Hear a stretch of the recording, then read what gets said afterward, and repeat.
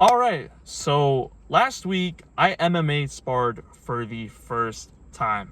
So if you guys don't know, I've been training multiple martial arts for quite a while now. I train in boxing, I train in Muay Thai, I train in Brazilian Jiu-Jitsu, and also as well, I have wrestling experience all the way back in high school. So I've been training multiple martial arts for quite a while now. However, I haven't really done anything related to MMA. But my gym now, originally we started off as a Muay Thai gym, but all of a sudden now, like they added Brazilian Jiu-Jitsu, and now we're starting to really implement MMA as well. And we kind of did this like MMA spar for the first time now.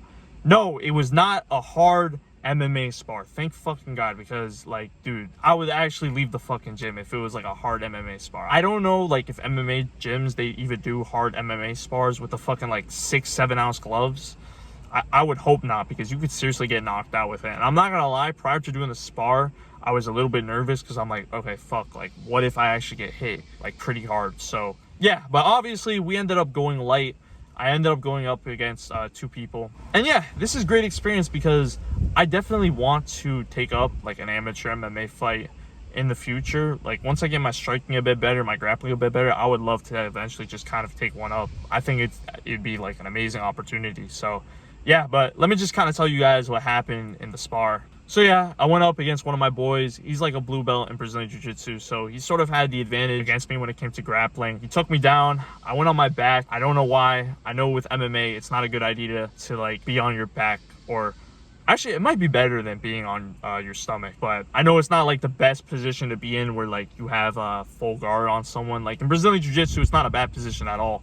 But in MMA, I think it's a pretty bad position, especially because the opponent can kind of just smash you. And yeah, he kind of took me down, but I was able to like kind of escape, get back up, and we kind of just throw punches. We're not like really trying to aim for the head. We're kind of trying to aim more for the shoulder. Now, he does actually land a pretty good fucking jab on my face by accident, and I kind of got scared for a second. I'm like, oh fuck. I kind of had to like check myself. It didn't really hurt, to be honest with you. It just kind of happened. But I was kind of like, oh shit, okay. I kind of like had to check myself for a little bit. But then yeah, right after though, like we're kind of going at it a little bit, throwing punches and stuff like that. I end up going inside, getting a double leg, and yeah, I take him down. I get onto full mount, and then he ends up just getting some sort of sweep on me, and I'm back on the ground again. That's the thing, like I'm so used to in Brazilian Jiu-Jitsu kind of being on the back and like being comfortable, but I know with MMA though, it's a lot different. But yeah, that was just kind of one of the MMA spars that I did. It was fun.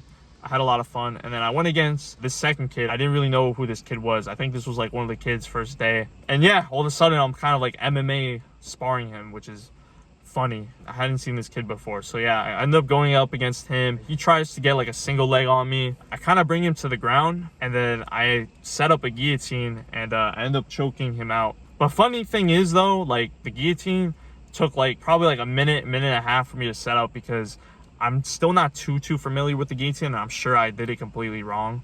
I gotta learn the guillotine, man, because like, dude, a guillotine is super effective, especially if you're going up against someone that's like a wrestler and they don't really know like how to, get into side control ASAP, because I think that's what you have to do when you shoot.